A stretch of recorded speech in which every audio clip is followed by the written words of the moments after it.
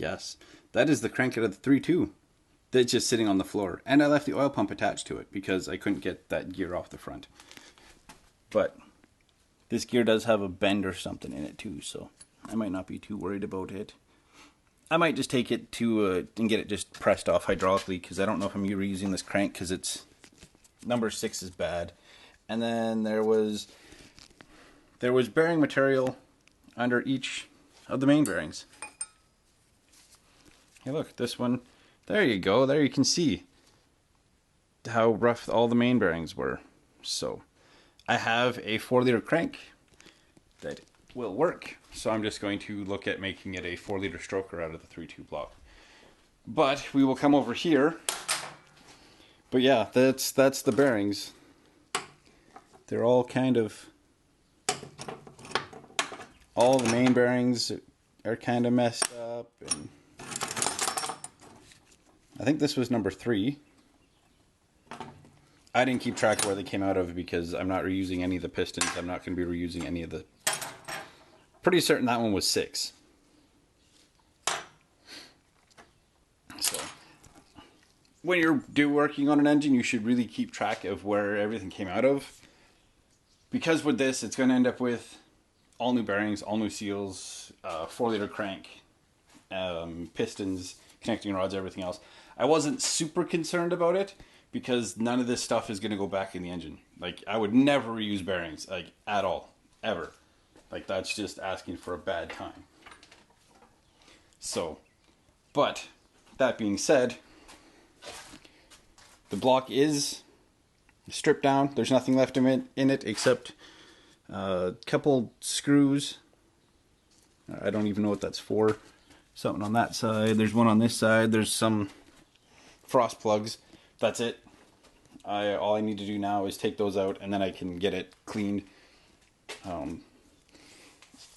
The cylinders are actually, they're not in the best of shape. There are marks from where the pistons sat because the car did sit for years in one position. So, but yeah, there's no major scoring or anything you can catch your fingernail on. Any of the big marks like this one here, that is literally where the piston was probably for, I think it sat here for at least 2 years, 2.5 years it sat there, unmoved, unstarted, and before that I think it sat there for a good, I think where I got it from, it sat in one place for a good 6 or 7 years.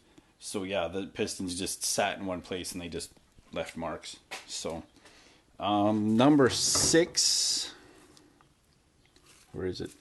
I think it was number 6. One of them had a collapsed ring, but when they came out, but I think that was more just because it had sat for so long. I guess this will be episode 2 for the 3.2 rebuild. Don't expect this to be fast, guys. This is going to be a slow, long, arduous task. I'm going to be doing a lot of the work myself, with the exception of machining. The machining, it'll get taken in to be properly machined. I'm probably going to get it loaded into the box of my truck, into the box of the Colorado, and I'll take it to town and I can pressure wash it down properly and kind of make sure that everything's in good shape. And then get it taken in. I just basically want it clean, pressure washed down, like clean down the block so I can see where there were leaking marks and stuff like that and make sure it's nothing like structural, stuff like that. I will need to figure out a block off thing for the block heater.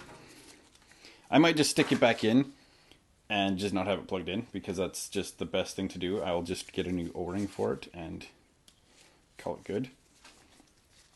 So that'll probably hang on too. I should put this, I should get a container to put, I'll put it in this bin. Then I know where it is. But aside from that, guys, pretty much all that's being reused from the engine will be the block, the heads, which are also going to get looked at because there's definitely a seal leakage issue. I need to pull everything apart. I want to pull the valves out. I want to do a valve job, port the heads and everything else like that. And I don't think I'll be reusing that oil pan. I'm probably going to experiment with it though. I want to baffle a pan, so just for track usage. This pan was really, they put a insert in for the threads for the, here, I'll pull it out.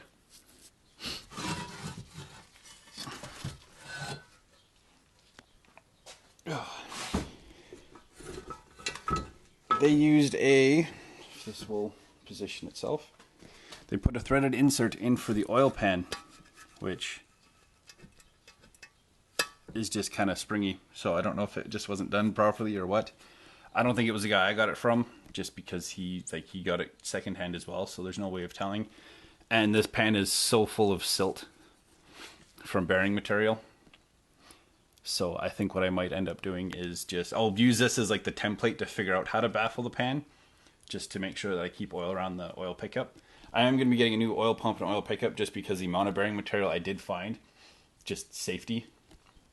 So I'll use this as the template to mock it up, because I also have to remember that this is where the fitting or the oil return will be from the turbo.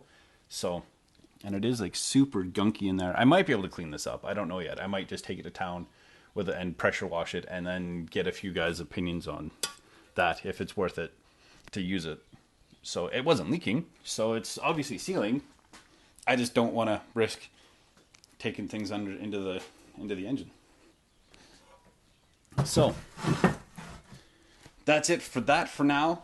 Probably the next thing you'll see about the engine will be when I'm actually pulling apart the heads, and I will record pulling the rockers off and pulling the cams out and stuff like that. So it might be a little while before I actually get to doing that, because I think I need a special tool. So, but yeah, thanks for watching, guys. Like if you liked, share, subscribe, all that fun stuff, and we will see you in the next one. To say goodbye.